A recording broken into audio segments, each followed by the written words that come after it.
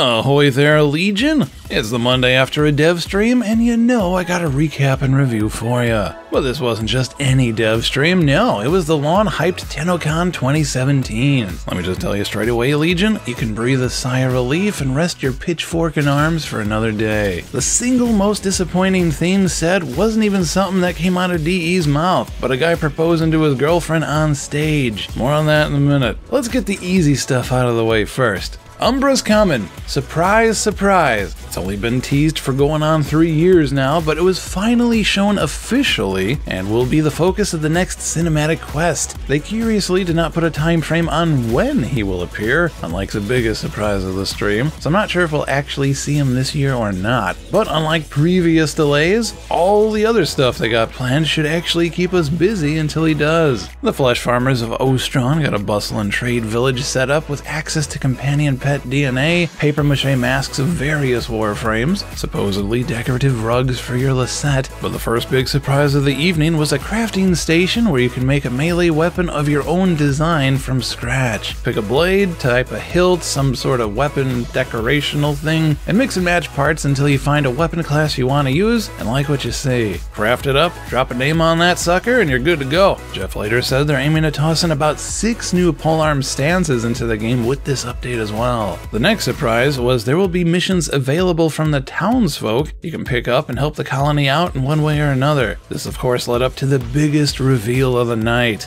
Fishing. But not just any fishing. The manliest fishing of them all. Spear fishing. Just pop open your equipment dial and stab away for some new crafting components. In this case, you can make skin stew with it. This one addition alone floored me, but I mean, you could get excited for the level you can actually fish on. I'm only working on the one, but it is kind of big, I guess. They said it takes up something like 9 square kilometers. Enemies will roam about and you can parkour freely around in any direction and shoot whatever you like. Clear out enemy bases and outposts, see them drop shipping, reinforcements, fly around and shoot stuff from your Arcwing. Watch the day and night cycle naturally on its own with no load screens, though stuff does get a bit crazy at night and this little guy here wakes up for folks looking for a challenge. Did I mention this is all part of the relay? Because unless I'm thinking about this all wrong, since it's part of a relay and everything is streamed to you, and if you saw how many players can exist in a single shard of a relay, player caps might be a wee bit higher than 4.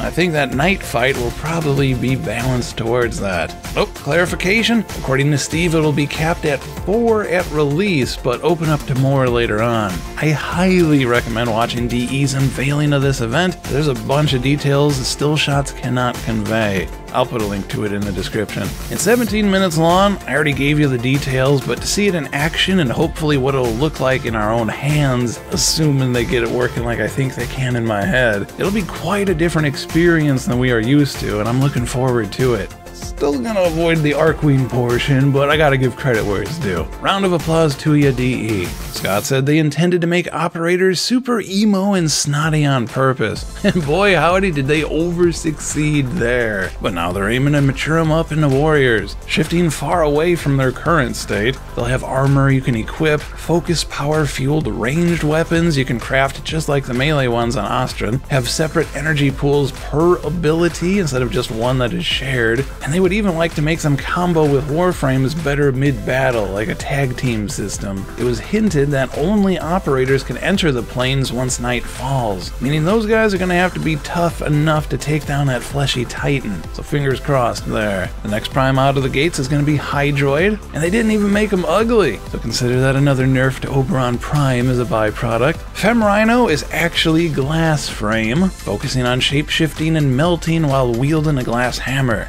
I'm assuming that one's going to be impact and slashing. New wave of Tennogens coming up. First time Equinox is getting some love, so you Mend and Maim fans out there, rejoice. Mag's Deluxe Skin got delayed due to TennoCon and all this new content, but she's still in the works. But if they aren't going to nerf Mag, then we all know who else is on that menu. And this time I can't even blame DE. You remember a few years back when the Cubs were doing great and got really far into the season until a fan of theirs got in the way and pretty much killed the momentum, and all the nearby fans turned on him instantly and he never ever lived it down?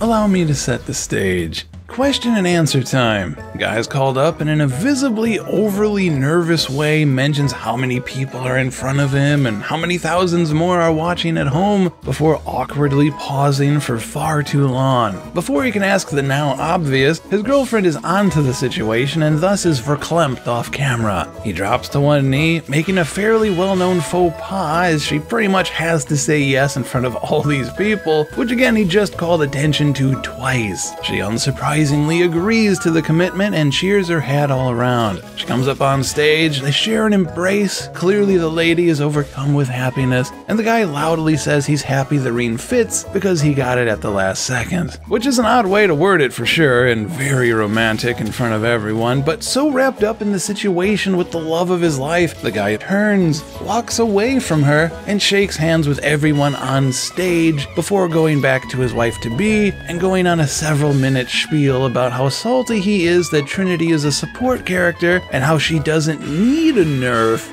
but just really wants her to have one because in his opinion she's too easy to play. Again, this went on for several painfully cringy minutes, and what I can only describe as an angrily awkward slow-motion train derailment that just refused to die. The phrase "quit while you're ahead" was screaming through the room. In conclusion, Legion, I know you're very decent folk and you'd never ever be that guy, but just to reiterate, never be that guy. Maybe you forgot his daily dosage or his caregiver forgot to lock him in, I don't know. But to make matters even funnier, this was immediately followed up by another player asking if Warframe will ever get max support, which won over just about as well as Mr. Trinity Nerf did. Steve fielded the question well, saying they might be able to do so before calling Max piles of overpriced aluminum. While he is a Mac fan himself and Reb got a little ticked off, it got the crowd back into higher spirits and forgetting about the shenanigans of the past few minutes. The Plains of Eidolon look great and are apparently the first of many of these huge areas we can explore. I have many questions and concerns involving them, but I'm going to leave that for another time and just let DE have this moment. What do you think of TennoCon 2017? Digging the news or wish they expanded on something else? Leave us a comment below and we'll get right back to you. I'm going to go edit this all together and hopefully get it out to you on time. Until then, thank you for watching and catch you next time, Legion. Take care.